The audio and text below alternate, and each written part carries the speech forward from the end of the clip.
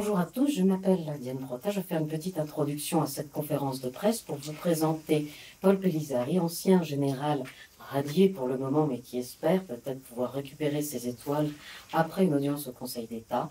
Monsieur le sénateur Alain Houpert, sénateur de la Côte d'Or, et monsieur Jacques Nikonov, qui est l'ancien président d'Attac et dirigeant du PCF et qui a créé, avec d'autres personnes, nous en parlerons, le GCFL, le Groupement Citoyen France Libre. Je tiens à dire qu'au mois de février 2024, le sénateur Alain Houpert avait saisi aux côtés du député de Paul, M. Nicolas Dupont-Aignan, le Conseil d'État en considérant que les accords franco-ukrainiens, les accords militaires qui prévoyaient des livraisons d'armes et des engagements financiers très importants devaient être ratifiés par le Parlement sous le fondement de l'article 53 qui le prévoit. Par ailleurs, il y avait déjà eu des accords militaires comme ceux avec la France et la Papouasie-Nouvelle-Guinée, qui sont quand même moins engageants que ceux de l'Ukraine, qui ont bien été ratifiés sous la procédure de l'article 53. Le Conseil d'État n'a pas donné raison au sénateur Houpert et a considéré que le fait que le gouvernement français ne soumette pas ces accords à la ratification de l'article 53 et des sénateurs, c'était un acte de gouvernement, c'est-à-dire un choix du gouvernement soi-disant inattaquable. Ensuite de ça, Paul Pellizzari, alors je ne dis pas le général, mais j'espère que je pourrai le dire après le délibéré du Conseil d'État, a saisi la Cour de justice de la République une plainte pour livraison illégale de matériel militaire à l'Ukraine, en considérant que, faute d'avoir été ratifié par le Parlement, par la volonté nationale, eh bien, il n'y avait pas de fondement à ce prélèvement sur les stocks militaires de certaines pièces au profit de l'Ukraine. Il a donné une interview à un média français qui est France Soir pour pouvoir revendiquer la qualité de lanceur d'alerte sur cette question, puisqu'une livraison illégale d'armes, c'est un crime. Et à la suite de cette interview, mais de nombreux mois après, 8 mois après, Paul Pellizzari a été convoqué par le Conseil disciplinaire de l'armée de terre, qui a pris la décision de le sanctionner et de le radier des cadres. C'est à la suite de ça qu'il a saisi le Conseil d'État et c'est l'audience qui a eu lieu aujourd'hui. Mais entre-temps, ce qui s'est passé, c'est que 68 militaires ont fait déposer via un huissier une demande de résolution citoyenne symbolique pour demander que le Parlement vote enfin sur la question des accords ukrainiens. Et ensuite, monsieur le sénateur Alain Houpert, qui a entendu le général, a déposé officiellement cette résolution au Sénat, qui a le numéro, il me semble, 547, si ma mémoire est bonne, et qui est toujours en attente, malgré les efforts, d'être mis au vote du Sénat. Et à la suite de cette résolution, de toutes parts, de tous horizons, des gens sont venus soutenir le général Pellizzari, et notamment M. Nikonov et d'autres, et ils ont voulu créer ce groupement de soutien, le groupement Citoyen France Libre, pour porter cette idée. Et entre-temps, que s'est-il passé? Paul Pellizzari a su par la presse, parce qu'il ne le savait pas au départ, qu'il avait été radié par décret présidentiel le 17 avril. Et c'est surprenant, puisque la résolution symbolique des militaires a été déposée le 16 avril. Voilà. Je pense que vous savez un peu tout, mais l'audience qui a eu lieu aujourd'hui, auquel certains ont assisté, a eu pour but de débattre de l'éventuelle nullité de cette sanction qui apparaît peut-être disproportionnée. Et le gouvernement a donc donné son opinion et a conclu au rejet. La décision sera rendue d'ici, à mon avis, 3 semaines. Je pense maintenant que vous savez tout, je peux vous laisser la parole.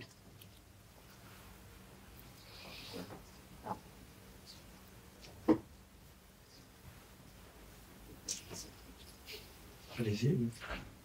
Donc, moi, je suis venu à cette conférence de presse pour apporter mon soutien à un homme courageux. On n'est pas général par hasard. Être général, c'est accepter de payer un jour ce qu'on appelle l'impôt du sang. Donner sa vie. Faire quelque chose qui nous dépasse. Il y a 2 choses qui nous dépassent, c'est construire une cathédrale, on n'est pas loin, et donner sa vie pour son pays. Et je suis très heureux que vous ne l'ayez pas donné. Tout ça pour vous expliquer qu'un général, c'est un homme de compétence, et un homme compétent. Et nous sommes dans un monde de déraison, Aujourd'hui, c'est le congrès des maires de France.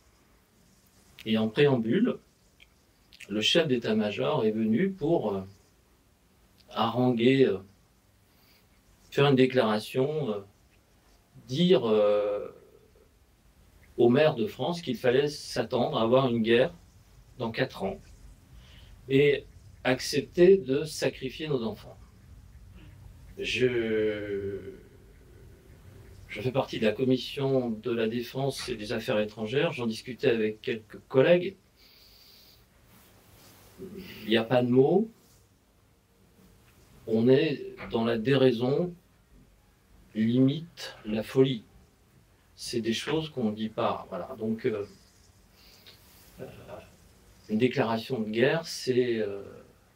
je ne sais plus qui était l'homme qui disait que les gens qui font la guerre, qui se battent, ce sont des gens qui ne se connaissent pas et qui font la guerre pour des gens qui se connaissent entre eux. Je ne sais plus qui disait.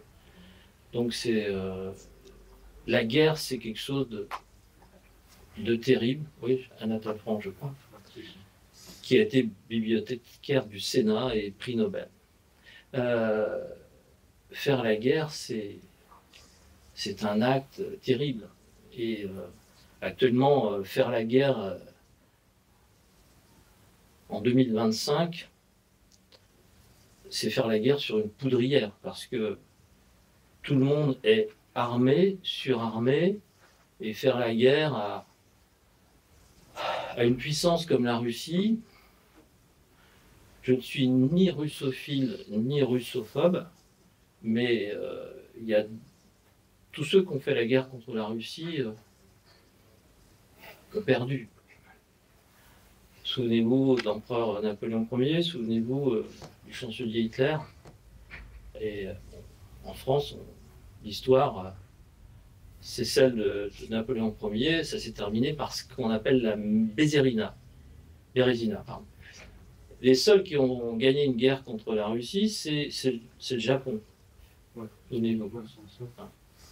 Le Japon qui, suite à cette guerre, s'est industrialisé et a eu ses forces, et on a vu ce qui s'est passé, qui s'est terminé par les bombes sur Hiroshima et Nagasaki. Voilà, on est à l'ère de la bombe. Donc j'ai l'impression qu'on est dans un monde explosif.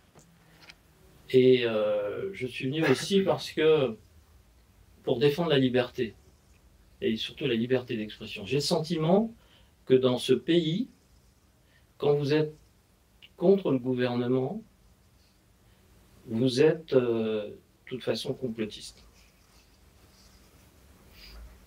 Ce serait intéressant de faire une thèse sur le complotisme. Qu'est-ce que c'est que le complotisme? S'il y a des complotistes, c'est qu'il y a des comploteurs.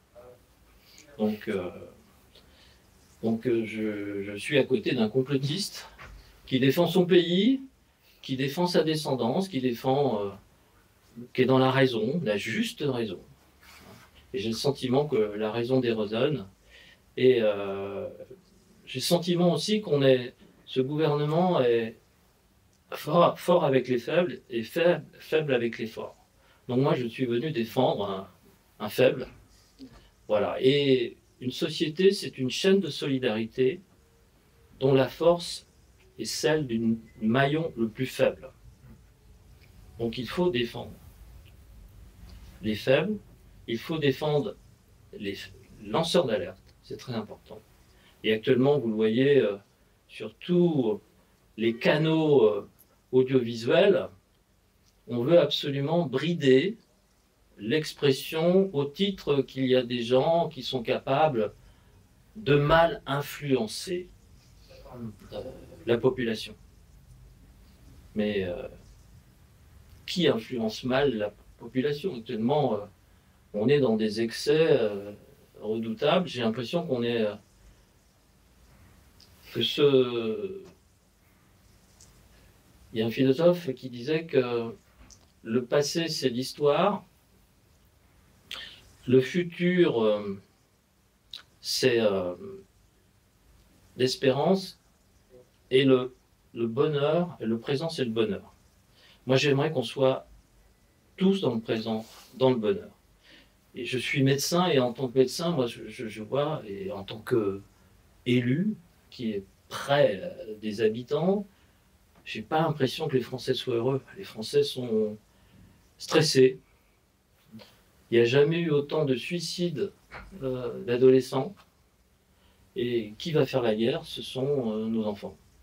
Moi, j'ai un fils de 20 ans, j'ai pas envie qu'il aille se battre pour un dogme de va-t-en-guerre. Vous savez, j'ai l'impression, le général Pellizzari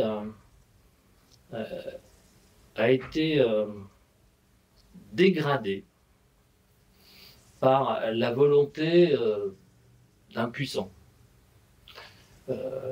J'ai l'impression qu'on retourne au Moyen-Âge, où on met les gens au pilori. Et le Moyen-Âge, c'était l'époque du dogme. Hein. Malraux disait, le XXIe siècle sera spirituel ou ne sera pas.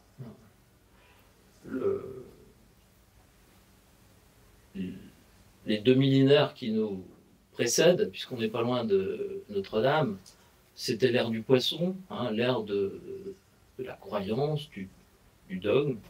Et maintenant, on est dans l'ère du Verseau, se disant, donc c'est l'ère où on doit réfléchir et s'épanouir. Et j'aimerais que les Français s'épanouissent et qu'on continue à débattre. Et j'écoutais l'interview de mon ami Pierre Lelouch hier, qui est passé sur, je crois, CNews. Il disait que pour faire la paix, il faut débattre. Et il faut débattre avec qui on débat. On ne débat pas avec ses amis, on débat avec ses ennemis. Et actuellement, on refuse de débattre avec des gens qui ont éthique ennemie. Donc voilà. Donc, j'aimerais qu'on élève un peu le débat, qu'on réfléchisse un peu, que les Français se réveillent. Et je pense que les Français se réveillent parce que j'avais fait un sondage que j'avais financé par mes propres deniers. Et ce sondage dit que 80% des Français sont contre la guerre. 80%, c'est énorme. Donc, écoutons le peuple. Il est temps de consulter le peuple là-dessus. C'est pour ça que j'ai fait cette demande de résolution, parce que quand un gouvernement engage son pays, et c'est dans la Constitution de la Ve République, quand un gouvernement engage son pays vers des actes guerriers en achetant des armes ou en fournissant des armes, ça doit passer par l'avis du Parlement. Et c'est l'article 53. Donc je veux qu'on respecte la Constitution et la loi. Et j'ai le sentiment que cette mandature présidentielle se moque complètement des institutions. Donc en tant que sénateur, moi je me sens blessé. Et en tant que citoyen, je me sens blessé. Voilà ce que j'avais à dire. Alors peut-être pour laisser le dernier mot au général, je veux bien dire quelques mots pour expliquer pourquoi un certain nombre d'organisations qualifiées de gauche ont décidé de rejoindre cette initiative. Il s'agit d'abord du Parti de la démondialisation, qui est présidé par Michel Dessaigne, qui malheureusement n'a pas pu venir aujourd'hui. Il s'agit du Rassemblement pour une République souveraine, présidé par Daniel Gousseau, qui est en province et coincé. Il s'agit de l'association Carmagnole, qui était présidée par Léon Landini, le dernier survivant des FTP-MOI, francs-tireurs et partisans main-d'œuvre immigrée, 99 ans, médaille de la résistance, médaillé par l'Union soviétique, et toute une série de médailles impressionnantes. Et la dynamique populaire constituante que j'anime de mon côté. Et donc, avec le général Pellizzari, le colonel Faux, nous avons décidé de mettre en place ce que nous avons appelé le groupement citoyen France Libre, le GCFL. Et dans les discussions, alors pourquoi nous avons pris cette initiative? C'est à la lecture de la résolution citoyenne.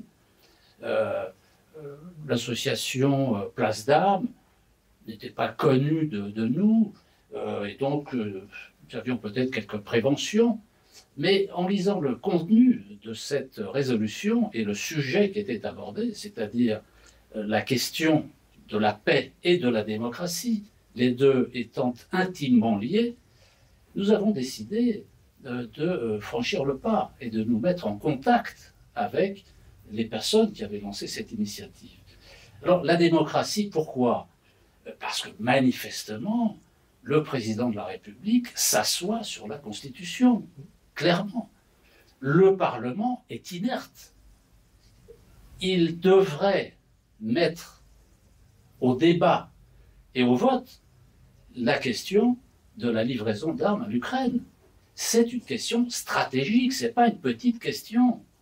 Or, il n'est pas du tout dans les intentions du pouvoir et des responsables du Parlement, des groupes politiques au Parlement, auxquels d'ailleurs nous avons écrit pour leur demander de mettre en place une commission d'enquête parlementaire pour savoir s'il y avait effectivement des militaires français sur le sol ukrainien et également de vérifier la légalité et la constitutionnalité de ces ventes d'armes. Alors, l'affaire des Rafales vient renforcer, en fait, des 100 Rafales qui vont être prétendument livrés à l'Ukraine, ne fait que renforcer cette exigence de démocratie. À quel moment le Parlement a-t-il débattu d'un acte aussi grave que celui-là? Donc, un problème de démocratie et un problème de paix, parce que ce n'est pas en livrant des armes à l'un des belligérants, l'Ukraine en l'occurrence, que l'on avance dans la direction de la paix. On avance dans la direction de la guerre.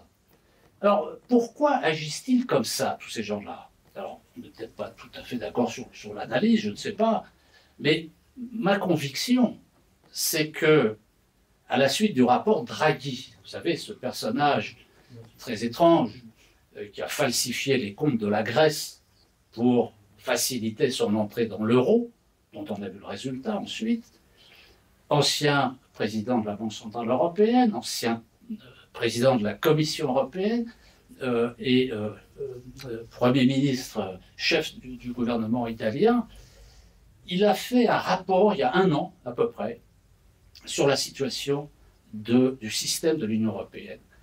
C'est la première fois que les oligarques européens reconnaissent eux-mêmes que leur système est en situation de léthargie, qu'il y a un risque fatal que le système s'écroule. Et il s'appuie essentiellement sur la question industrielle. Il compare l'évolution industrielle du système de l'Union européenne avec les États-Unis, avec la Chine, et on s'aperçoit qu'il y a une dégradation considérable de la part de l'industrie dans le PIB, dans la richesse nationale.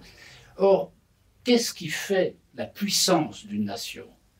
C'est l'industrie, c'est d'abord l'industrie. Et c'est ce qui fait aussi la défense. Il ne peut pas y avoir de défense d'un pays sans une industrie puissante. L'acier, les canons, etc. Bon, si on est là pour la paix, il faut être en mesure de se protéger correctement et de faire jouer la dissuasion. Donc la paix, la démocratie. Et en poursuivant nos discussions, nous sommes aperçus que finalement, on était assez proche d'une tradition qui est celle du Conseil national de la résistance, le CNR, de 1943. Tradition, mais en même temps permanence, parce que l'arc politique qui s'était développé pendant les combats de la Seconde Guerre mondiale, qui a rassemblé des forces politiques extrêmement larges, on les retrouve d'une certaine manière. Évidemment, ça n'est pas une copie conforme, mais on retrouve cet esprit de la résistance avec une alliance qui se fait sur des bases extrêmement profondes, celle de l'exigence de la liberté. Sénateur, vous parliez de la liberté, mais la liberté, c'est la souveraineté. Aucune liberté n'est possible sans la souveraineté nationale, pas la souveraineté européenne. la souveraineté nationale. Et donc, le cas du général Pellizzari, il est tout à fait symbolique de cette atmosphère provoquée par un président de la République en déchéance morale, psychologique, et encore, on pourrait multiplier les qualificatifs, qui mérite notre soutien entier. C'est la raison pour laquelle nous avons décidé de nous engager dans cette démarche avec personnes qui sont devenues nos camarades. Très bien. Très bien. Civis pacem parabellum. Oui. Mais On a changé ça au niveau de l'armée. Les chefs aujourd'hui disent gagner la guerre avant la guerre. Bon, no comment. Voilà, bien, je vous remercie tous les deux pour votre discours. Et donc moi personnellement, je ne rentrerai pas dans le domaine politique puisque c'est pas spécialement mon rôle. Je ne fais pas de politique. Je reviendrai tout simplement sur la démarche que j'ai tenté de mener et que je continuerai de mener, quel que soit le résultat d'ailleurs. Donc, en tant que bon citoyen, j'ai constaté que le président s'asseyait gentiment sur les valeurs de la République. Donc, et deuxièmement, l'article 40 stipule que tout un fonctionnaire de l'État, lorsqu'il voit un acte délictueux, c'est son devoir, porter plainte. C'est ce que j'ai fait. Donc j'ai lancé l'alerte en posant cette plainte à l'encontre de M. Attal séjourné et le Cornu. La réponse a été vite faite. En gros, pour résumer, c'est circulé, il n'y a rien à voir. Vous n'êtes pas concerné. Je suis désolé, mais donner 40 Césars et je ne sais combien de milliards, 3 je crois, c'est M. Attal qui a dit ça l'autre jour, à l'Ukraine, il y a une partie de mes impôts et de vos impôts. Donc, a priori, je suis un petit peu concerné. Mais on m'a dit non, ça ne vous concerne pas, M. Pellizzari, d'accord. Très bien. Donc, ensuite, j'ai donné une interview à France ce soir. Interview au cours duquel je n'ai pas égratigné outre mesure le gouvernement ou quoi que ce soit. Les seuls passages, j'ai noté simplement qu'il manquait un peu d'étoffe et qu'on ne gouvernait pas en tout temps, quoi. À mon avis, on gouverne en réfléchissant. Mais bon, c'est pas méchant, avouez-le. Mais a priori, ils n'ont pas aimé. Donc, ça m'a valu ce conseil de discipline. On m'accuse selon M. Le Cornu, dans son rapport, on m'accuse d'avoir mis en danger gravement la République. Bien, ça c'était au mois d'avril. Donc 8 mois plus tard, comme c'était très très dangereux, je suis convoqué au conseil de discipline. Alors moi, en tant que militaire, je vais vous dire de suite, quand je me sens en danger, quand je sens un danger imminent pour la nation, pour mes hommes ou quoi que ce soit, j'interviens dans la minute qui suit. Monsieur Le Cornu, apparemment, ministre des Armées, ont-ils dit là, lui, il lui faut 8 mois pour réfléchir. Donc si ça c'est... Bon, je ne veux pas être méchant, mais ça ressemble fort à de la représailles quand même, vous l'avouerez. Donc voilà, on continue. On a bien sûr fait le conseil de discipline, où là j'ai appris que le César, l'un des généraux, il y en avait 6, nous a raconté que le César était un matériel vétuste et désuet. Grande nouvelle, bon, enfin passons. Je croyais que c'était le fleuron de l'artillerie française, mais voyez où on va. Et ensuite, on m'a accusé d'avoir signé une lettre, la fameuse lettre des généraux, dont l'AFP a donné comment on appelle ça maintenant, des fake news, excusez-moi, en français c'est fausses informations, je crois. Et bien sûr, ces braves journalistes, je les respecte, mais dans l'armée, vous voyez, on apprend quelque chose quand on fait du renseignement. On doit recouper ses sources. Et c'est très proche du journalisme, je crois. Recouper ses sources. On n'annonce pas la mort de Martin Bouygues parce qu'on l'a entendu quelque part au cours d'un cocktail. Vous voyez où on en est là. Donc j'ai continué sur cette lancée. Et puis aujourd'hui, nous avons eu l'audience. Moi, je suis optimiste. Mon avocat, je pense, a fait une excellente plaidoirie. Et bon, nous attendons le résultat. Maintenant, s'il me donne raison, tant mieux. S'il ne me donne pas raison, j'espère que Cette démarche permettra aux Français un petit peu de se réveiller. Je regarde sur les réseaux sociaux un petit peu, même si c'est bientôt interdit. Je regarde la réaction des Français. A priori, ils commencent à s'inquiéter quand même de savoir où passent leurs impôts. Alors je leur dis, voilà, ils passent là. Voilà.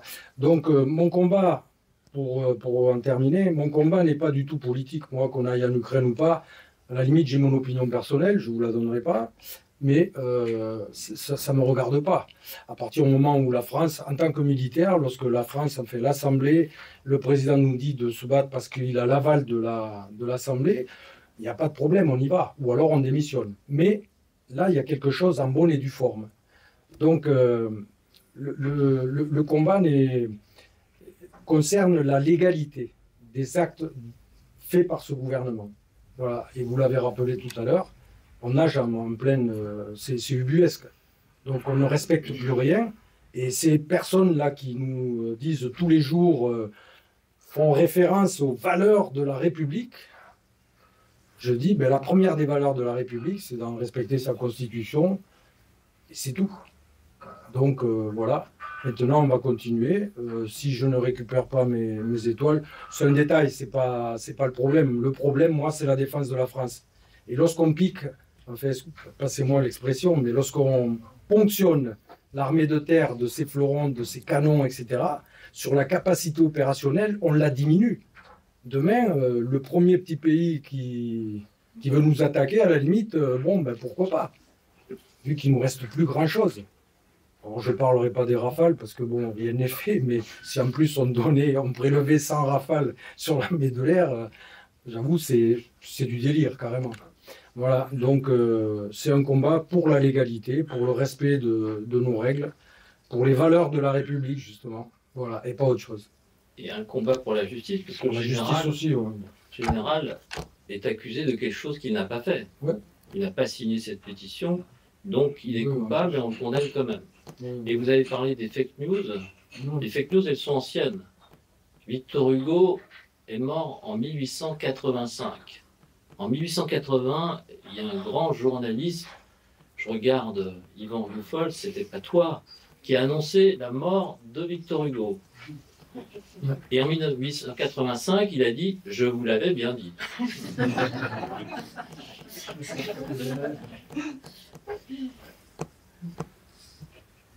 Si vous avez des questions, la parole circule. Que dit exactement l'article de la Constitution qui obligerait à un débat au Parlement? Quel est cet article? Madame Prota va peut-être vous répondre. Je ne suis pas un grand spécialiste, mais...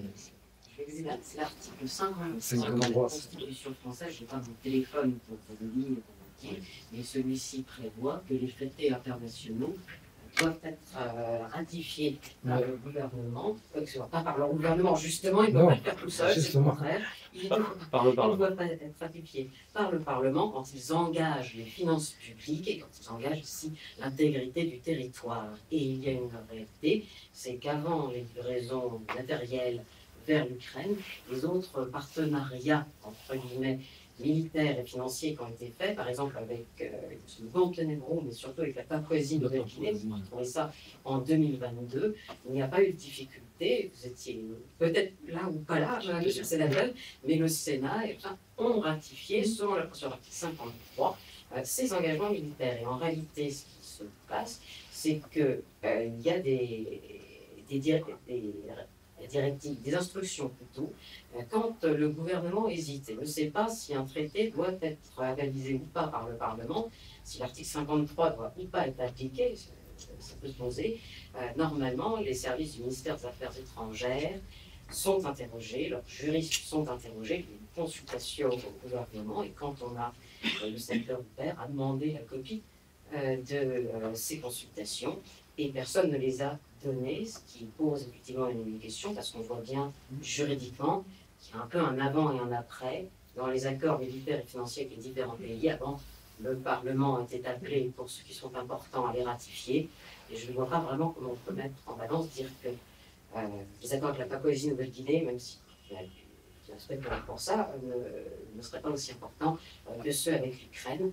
Et je signale aussi, il me semble, sans me tromper, qu'au niveau européen, la plupart des parlements européens ont le même façon de fonctionner, puisqu'il y a des reconnaissances des traités par le traité de Vienne, pour les avaliser, les publier. Et visiblement, quand il y a eu tous ces fonds donnés en Ukraine, ça n'a pas concerné que la France. On a vu le président ukrainien aller dans tous les pays et signer le même type d'accord, ce qui est assez étonnant d'un point de vue du droit international, du sentiment que les choses ont changé quant au respect de la souveraineté du Parlement pour avaliser ces accords et qu'il faut essayer de la rétablir. Pour répondre à Yvan Rioufol, je suis intervenu 2 fois. La première fois, le gouvernement a réagi puisqu'il a demandé au Parlement, en passant par l'article 53 bis, c'est ça, Yann? C'est l'article 53, comme je l'ai là sous les Oui, yeux. mais la première intervention que j'ai faite, c'était l'article 53 bis qui a été fait au Parlement. Ah oui, j'ai le souvenir, effectivement, je viens de l'article 53, qui est celui de base, qui dit les traités de paix, les traités de commerce, les traités ou accords relatifs à l'organisation internationale, ceux qui engagent les finances de l'État, ceux qui modifient des dispositions de nature législative, ceux qui sont relatifs à l'état des personnes, ceux qui comportent cession, échange ou adjonction de territoire, ne peuvent être ratifiés ou approuvés qu'en vertu d'une loi. Une loi, ça se passe au Parlement. Ils ne prennent effet qu'après avoir été ratifiés ou approuvés. Donc on voit bien les traités qui engagent les finances. Ça, c'est le cas pour l'Ukraine. Quand le sénateur Huppert a fait cette démarche et que le Conseil d'État lui a répondu c'est un acte de gouvernement, ce choix de ne pas le présenter au Parlement, le gouvernement a fait une déclaration sur l'article 50-1, il me semble. Et c'est un article de la Constitution que je vais lire puisque je l'ai là, qui permet au Parlement de faire une déclaration, au gouvernement de faire une déclaration sur certains sujets, mais le vote ensuite n'a pas n'est pas contraignant. C'est exactement ça. Ils ne sont pas obligés de le faire voter, donc à la place du 53, il y a eu en réaction un vote sur l'article 50-1, une déclaration du gouvernement qui n'a absolument rien à voir avec le fait de ratifier valablement les traités internationaux bilatéraux. Je veux avoir le 50-1. Et il y a eu un artifice pour s'en sortir, une pirouette, pour éviter d'appliquer les contextes. C'est une manière de s'arranger avec les institutions. Voilà, du début. Alors c'est l'article 51, dont parlait le sénateur Huppert, devant l'une ou l'autre des assemblées, le gouvernement peut, de sa propre initiative ou à la demande d'un groupe parlementaire, faire sur un sujet déterminé une déclaration qui donne lieu à débat et peut, s'il le décide, faire l'objet d'un vote sans engager sa responsabilité. Donc on voit bien la différence entre l'article 50 et l'article 53. Est-ce que, je ne me souviens plus, mais est-ce qu'il y a eu un débat ou une amorce de débat, ne serait-ce que... Ah oui, j'ai siégé, il y a eu... on ne m'a pas demandé la parole, mais j'ai siégé, il y a eu une déclaration du gouvernement, et puis ça s'est terminé sans aucun vote, hein, sans aucune décision du Parlement. On aurait pu aller jusqu'à la validation, sachant que par cet article, le gouvernement n'a pas besoin de cette validation. C'est lui qui décide. Voilà. On a eu simplement l'information. Donc c'est facile de jouer avec les institutions, c'est-à-dire plus il y a de lois, plus on peut contourner, plus on peut... Voilà. Les 10 commandements, c'était pas mal. C'est peut-être plus dur à contourner. Oui. Alors, Mike Borowski pour Géopolitique Profonde. J'ai 2 questions, une pour le général et ensuite pour vous, monsieur le sénateur.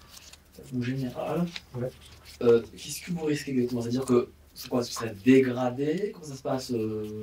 On va vous supprimer votre grade? Je pensais que le grade de général, vous l'aviez à vie. Non, bon, alors c'est très simple. Le conseil de discipline m'a dit que voilà, je ne pouvais plus me faire appeler mon général. Donc, du coup, mon épouse me dit bonjour mon général tous les matins.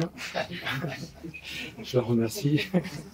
Voilà. Ben, il faut sourire, vous savez, c'est tellement affligeant. Ben, ce cas, il n'y a pas un espion pour voir ça, heureusement. Donc, je n'ai plus le droit de porter l'uniforme. Bon, sachez que depuis que je suis en 2e section, à la retraite, en fait, j'ai dû le porter 2 fois. Mais bon, mais maintenant, je vais le mettre un peu perso tous les jours, histoire de me rappeler le bon temps. Je garde mes décorations. Je ne les mets pas, quand on voit qui... Sur la retraite, c'est touché. Non, Non, mais alors, pour vous expliquer un petit peu le système, en fait, c'est les incohérences habituelles. Il faut savoir qu'à 68 ans, nous ne sommes plus en deuxième section. D'accord? On est à la retraite. Jusqu'à 68 ans, c'est le ministère de la Défense qui nous paye. Là, depuis mon anniversaire, je ne dirai pas la date, je suis payé par la DGFiP. Vous voyez? Donc, ça ne change rien à ma vie. Ils ne peuvent pas me prendre la retraite, mais moi je l'espère. Pour le moment, on ne sait jamais, ils pourraient faire un décret. Hein. Bon, il faut toujours se méfier. Qu'est-ce que je dois faire encore? Rendre ma carte d'officier général, ma carte militaire. Ensuite, je perds le quart de place dans les trains. Vachement bien. De toute façon, j'ai moins cher avec le truc troisième âge. Donc, vous voyez déjà, non, mais c'est de la sanction, quoi. C'est sûr, c'est de l'humiliation. Et surtout, le message, c'est les militaires, fermez-la. Silence dans les rangs. C'est ça le message. La grande muette, voilà, on appelle c'est ça. tout, la grande muette. Lorsqu'elle l'ouvre, ça y est, il faut la fermer de nouveau. Voilà, c'est tout. Donc après, qu'est-ce que je risque? C'est tout, je crois. C'est déjà pas mal. Ah oui, je crois pour les obsèques aussi. Je n'ai plus le droit du drapeau, au drapeau bleu, blanc, rouge, je crois, il avait dit. Enfin bon, vous savez, quand vous êtes mort, hein, qu'il y a un drapeau ou pas, ça ne change rien au problème. Vous avez la Légion d'honneur. Ah ben oui, quand Donc, même. vous y avez le droit. Ouais. Ah oui. Vous y avez le droit. Donc, bon, enfin, peu importe. De toute façon, le plus... Ah non, non. Non, ben, je vois pas pourquoi. Je ne l'ai pas volé, je crois. Voilà. Donc voilà, c'est tout ce qu'on risque en fait. Voilà. Si on perd, et comme tous les bons retraités, à 68 ans, les 10% d'abattement, j'avoue, je ne rentrerai pas dans les détails, j'ai jamais regardé ces trucs-là. Je signe ma déclaration, je paye et c'est tout, quoi. Je suis un bon citoyen en fait. Je ne conteste jamais rien. Sauf les livraisons illégales. Non, ça oui, là je ne prends pas. Là. Je ne suis pas d'accord. Justement, monsieur le sénateur, vous avez dit que le président de la République a dit au maire que dans 4 ans, il y aurait donc du coup la guerre avec la Russie. Le chef d'état-major. Ah, chef d'état-major. D'accord. Qui est venu au congrès des maires, je ne vois pas pourquoi. Ouais, à quel titre? Pour déclarer aux maires présents, attendez-vous à avoir la guerre dans 4 ans et attendez-vous à sacrifier vos enfants. Mais c'est d'accord, ça veut dire que la France déclarerait la guerre ou ce serait le genre de guerre froide?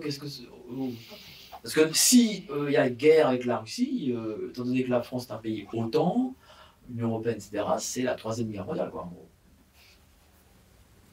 Nous sommes dans un cauchemar et nous sommes éveillés. Nous sommes dans la déraison. Et le gouvernement qui doit être dans la raison, on s'aperçoit qu'elle déraisonne. Et c'est grave ce qui se passe parce que, je parlais du faible, on attaque un faible. Imaginez, monsieur Mike Borowski, que vous gêniez le gouvernement, vous passez en commission de discipline, vous avez certainement de la déontologie.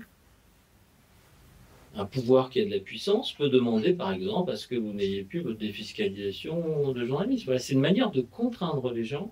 On appelle ça des procédures bâillons. Vous êtes tous concernés par ce qui arrive au général. Ça peut tous vous arriver. Un jour, vous allez faire quelque chose, on va dire, c'est ce qu'on appelle le crédit social. On va diminuer 20% de votre retraite, cher Yvan, parce que tu es un peu agressif sur CNews. Voilà, tu auras 20% de moins sur ta retraite. Bon, on est dans la dystopie, mais un cauchemar, quoi, pourquoi pas. Ce qui lui arrive, c'est... Souvenez-vous du capitaine Dreyfus. Général. Bah oui, il est devenu général. Il est devenu général. C'est pas encore passé au Parlement. C'est passé en commission. Ah. Parce que c'était le désir de la famille. Mais pour tout le monde, c'est le capitaine Dreyfus. Hein, et c'est important. Le capitaine Dreyfus qui a été dégradé par des mensonges. Et là, qu'est-ce qui compte? La vérité ou le mensonge? Le mensonge a autant de poids que la vérité. La balance de Thémis, et le glaive de la vérité. Appliquons le glaive de la vérité. Et heureusement qu'il y a Diane Frotta pour défendre. Notre ami général. Mon cher général, je vous appellerai toujours mon général. Je ne sais pas si j'ai le droit de dire mon général ou général.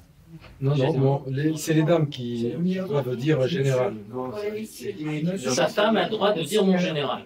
Les dames, non, les dames disent général. Mais votre femme a le droit de vous appeler mon général. Elle m'appelle comme elle veut. Donc... Il n'y a pas de crédit social à la maison. Je crois que votre idée est excellente. Le crédit social, c'est grave. C'est ce qui arrive dans... C'est ce qui est à l'aube d'arriver dans certains pays. Et même chez nous, avec la carte vitale qui va sur les téléphones maintenant. Moi, j'ai rien sur mon téléphone, sur mon moyen de paiement. J'ai une carte bleue et j'ai mon téléphone. Comment dire? Les gens, les citoyens, je ne sais pas. Les gens... Est-ce que le progrès est un progrès? C'est ça ce qu'on devrait se poser la question. La dématérialisation, est-ce que c'est un progrès? On voit avec le hackage, là, actuellement, on est en train de mettre des sparadraps, surtout voilà, les stress informatiques, la Russie qui nous hack, les Américains qui nous hack. À force de rentrer dans des trucs comme ça, quoi, dématérialisation, et ben, voilà. On a inventé les voitures, ben, il y a des accidents de voitures.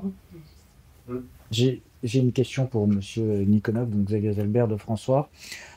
C'est, je crois, la première fois que je vois des citoyens de tout horizon politique, un sénateur dit de droite, quelqu'un dit de gauche, se retrouver. Est-ce que, pour une fois, on a un mouvement transpartisan? Est-ce que la paix ici n'a aucune couleur politique? Et est-ce que vous, en fin de compte, on oublie la politique et on se retrouve comme étant des citoyens avec des valeurs dans cette réunion aujourd'hui?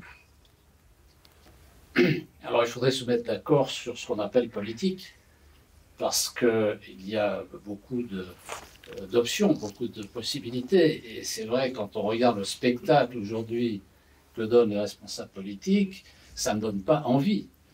Mais ça, c'est pas la politique, c'est de la politique politicienne. La politique au sens grec du terme, c'est de s'occuper tout simplement des affaires de la cité.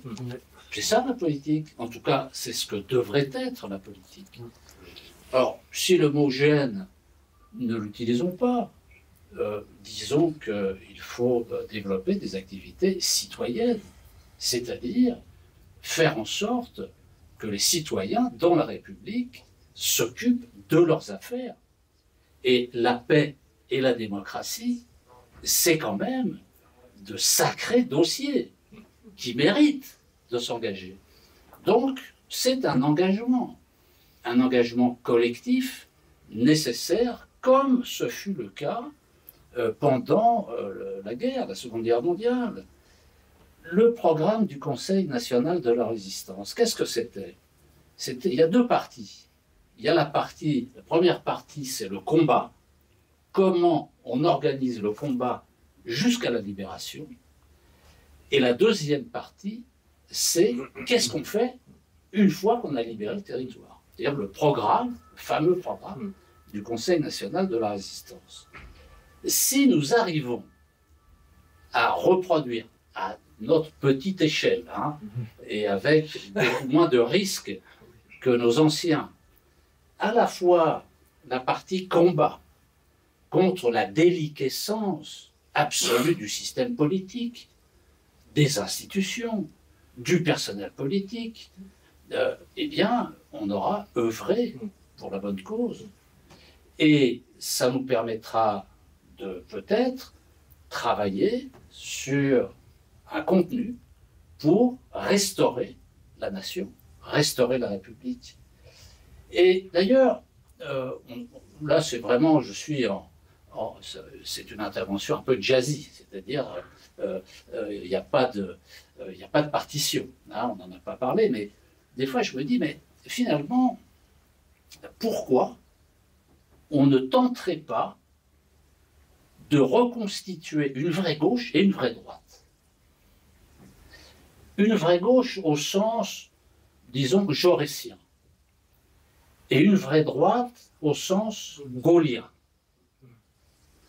Et chacun avec ses spécificités, mais ensemble, dans le combat, sur les points sur lesquels nous sommes d'accord.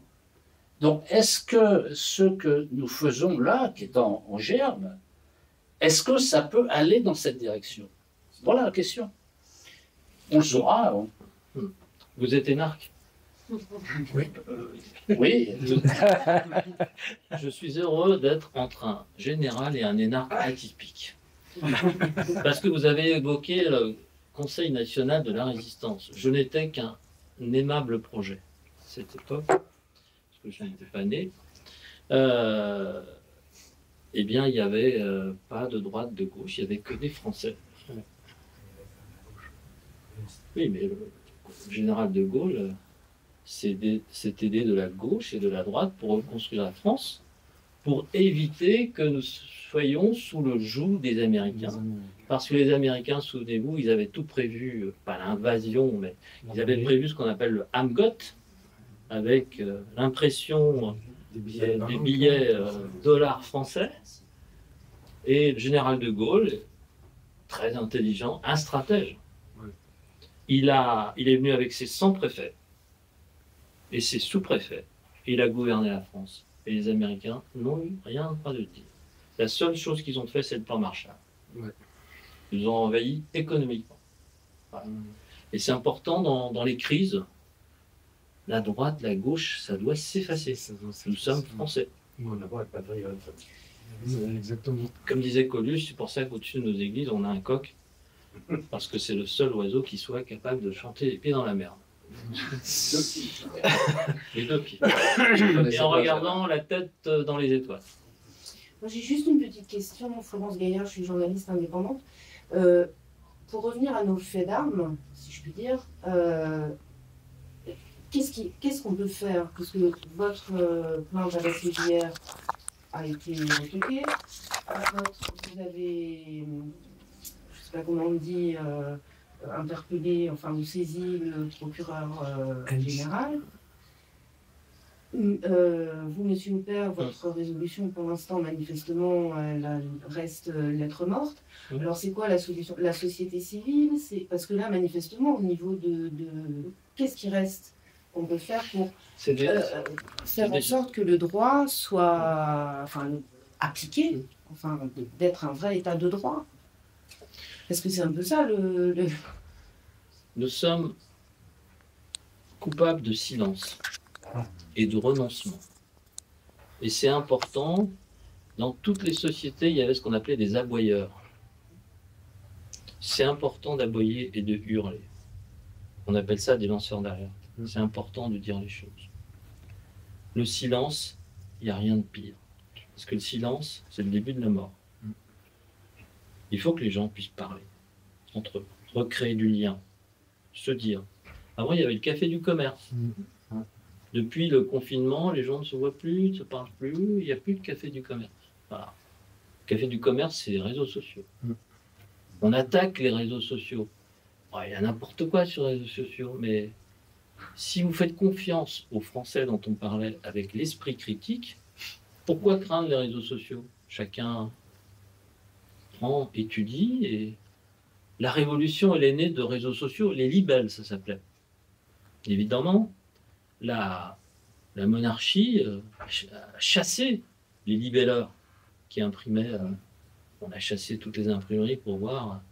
Voilà, mais la Révolution française, elle est venue de petits papiers, d'aphorismes. Et un jour, j'avais interviewé le philosophe qui a des lunettes, là, mon frère. À l'époque où il était beaucoup sur Twitter, je lui ai demandé pourquoi il était sur Twitter. Parce que Twitter, c'est comme les philosophes anciens, c'est des aphorismes. On ne communique bien qu'avec des aphorismes. Voilà. Mais vous, par exemple... Si vous me permettez, je veux bien ajouter un point. Je suis tout à fait d'accord avec ce que vient de dire le sénateur. L'énarque atypique. Non, pas là-dessus, sur le contenu. Moi, je crois qu'il y a deux, que ce soit pour le cas du général, insérer dans le problème global du manque de démocratie autour de la question de l'Ukraine, je crois qu'il y a deux pistes qui sont suivies d'ailleurs, hein, c'est ce qu'on essaie de faire. La première, c'est l'action judiciaire, utiliser toutes les ressources qu'offre le droit pour essayer de faire avancer le dossier sur ce plan-là. Et parallèlement, il est nécessaire, évidemment, de créer, de provoquer un mouvement d'opinion. Un mouvement d'opinion pour la paix, qui n'est pas un mouvement de gauche ou de droite, qui est un mouvement pour la paix et pour la démocratie.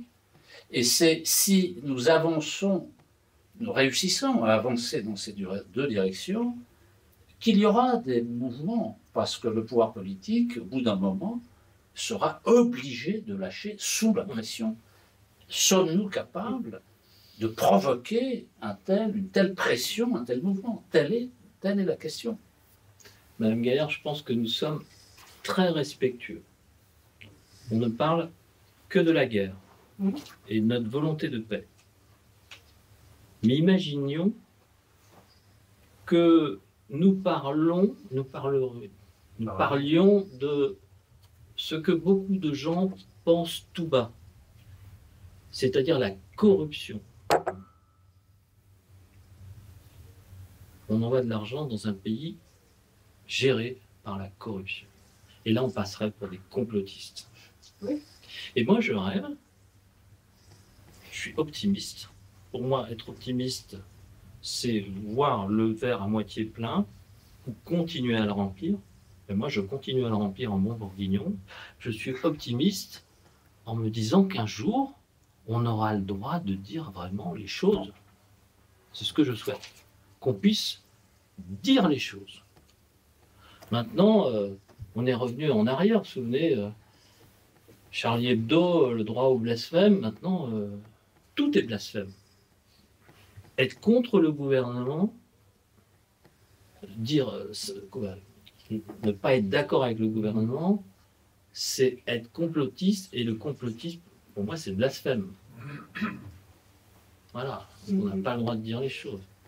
Tout ce qui a été dit depuis, sur, par exemple, la stratégie sanitaire, on s'aperçoit que beaucoup de complotistes avaient raison. On n'a pas le droit de le dire. Moi, j'aimerais que la France, ça soit le pays du droit, et qu'on ait le droit de se dire les choses. La définition, le complotiste, c'est un mec qui a raison 4 ans avant. Ouais. On a toujours tort d'avoir raison trop tôt.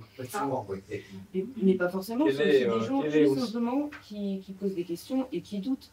Or, le fact-checking et tout ce qui vient pas de nulle part d'ailleurs, qui vient d'un réseau vraiment bien organisé, payé par des fondations américaines, voilà, on voit bien d'où ça vient, mais effectivement la parole elle a été complètement confisquée, c'est-à-dire c'est juste le fait de simplement se poser des questions, d'avoir le droit de poser des questions. C'est le prêt à penser. C'est pas le prêt à porter, c'est le prêt à penser. Et puis Descartes disait je pense donc je suis. Moi je dirais je doute donc je suis. Le droit au doute. Pour en revenir à ce que vous disiez, vous voulez un contre-exemple? Lorsque vous appelez, moi je ne vais pas citer son nom, un fameux général qui traite sur LCI, qui dit tout et n'importe quoi, les machines à laver de Poutine, enfin j'en passe, qui a menacé, qui a dit Poutine, on va le mettre, il faut le tuer d'ailleurs, il a dit, il a fait un cancer, enfin il a dit que des âneries. Il est de deuxième section lui aussi. Il n'y a plus que lui, il y en a d'autres. Hein. Est-ce qu'il a été radié? Non. Mais pourquoi? Tout simplement parce que lui dit ce que M. Macron veut qu'il dise. Moi, j'ai dit l'inverse. Alors, du coup, on me radie, vous comprenez? Vous avez l'excellent exemple, là, c'est tout. Mais au Sénat, par exemple, je sais que là, par exemple, votre résolution, je ne sais pas exactement comment ça marche, mais c'est le président qui peut décider. C'est le bureau. J'ai écrit au bureau, j'ai envoyé une lettre recommandée pour qu'elle passe. Voilà, c'est une demande de résolution. J'attends toujours la réponse. Et M. Rioufol qui nous pose une question. Yvan. Je voulais savoir quel était Merci, l'état d'esprit au Sénat de ton groupe parlementaire, les Républicains, qui en plus est présidé par Bruno Retailleau, qui a vocation à concourir à la présidence. Est-ce que lui-même s'est impliqué dans ton combat? Est-ce que tu es soutenu Moi, je par la pense, droite, par les Républicains? je pense que dans quelques années, on me dira Alain, t'avais raison. Comme, Non, mais c'est pas ça la question, mais est-ce que tu es- souvenez-vous, je suis désolé de t'interrompre, pendant l'affaire Fillon, tu sais, quand il y a eu les choses, on était deux personnes, Georges Fenech à l'Assemblée, moi au Sénat, à dire il faut que François Fillon s'arrête et laisse la place. Et bon, après, tout le monde, même les plus hautes sphères du Sénat, m'ont dit Alain, t'avais raison. Mais Non, mais pour l'instant, ils te disent quoi? Retailleau, tu dis quoi, par exemple? j'en parle même pas. Ah oui, d'accord. Non, mais ça sert à rien de. Est-ce que tu les sens réceptifs à tes arguments ou est-ce que c'est un sujet qu'ils ne veulent pas du tout aborder? Est-ce que ce que je dis est politiquement correct? C'est ça le problème. Qu'est-ce que le politiquement correct? Faut pas gêner. Mais le politique, ça doit être quelqu'un qui est en prise directe avec le peuple. Moi, j'ai le sentiment d'être en prise directe avec le peuple, avec le sondage que j'ai fait sur 1000 ou 2000 personnes, 80% des Français sont contre. Et 20% pratiquement n'ont pas d'opinion. Contre la guerre, c'est 20% à peu près, n'ont pas d'opinion. Donc il y a un moment, il faut écouter le peuple. La représentation nationale, c'est la représentation du peuple. On a une crise de la représentation nationale. On le voit à l'Assemblée nationale. C'est-à-dire que le peuple n'est plus représenté. Donc, j'ai une question justement pour le général. Vous parliez, enfin, monsieur le sénateur, vous parliez du peuple, donc je vais rebondir sur effectivement ce terme, le peuple. On a beaucoup de groupes qui attendent un sursaut, un élan d'espoir venant de l'armée. Un fantasme, peut-être complotisme, je ne sais pas. Il y en a énormément qui espèrent d'être libérés de cette, ce qu'ils disent, mafia élyséenne. Justement, est-ce que l'espoir viendrait de l'armée? Ou est-ce que c'est un vieux, comme qui dirait, fantasme complotiste qu'il faudrait balayer d'un revers de main? Non, à vrai dire, nous sommes en deuxième section à la retraite. Donc je ne peux pas vous donner le sentiment de l'armée. c'est chacun son travail. Voilà. C'est pas, Donc actuellement, est-ce que l'armée est une solution? Vous savez, les Français ont dit il y a des problèmes dans les banlieues, envoyons l'armée. L'armée, elle est bonne à tout faire à la limite. Donc non. c'est pas l'armée. C'est pas l'armée à faire ça normalement. Si elle le fait, c'est vraiment la situation sera très grave à mon avis. Vous voyez. Mais à l'état actuel des choses, c'est pas l'armée à destituer Macron ou autre. Enfin, à mon avis, c'est pas. Enfin, ça serait grave, je dirais. Donc, ça peut arriver si la situation est très grave. Là, oui, là, je dis peut-être.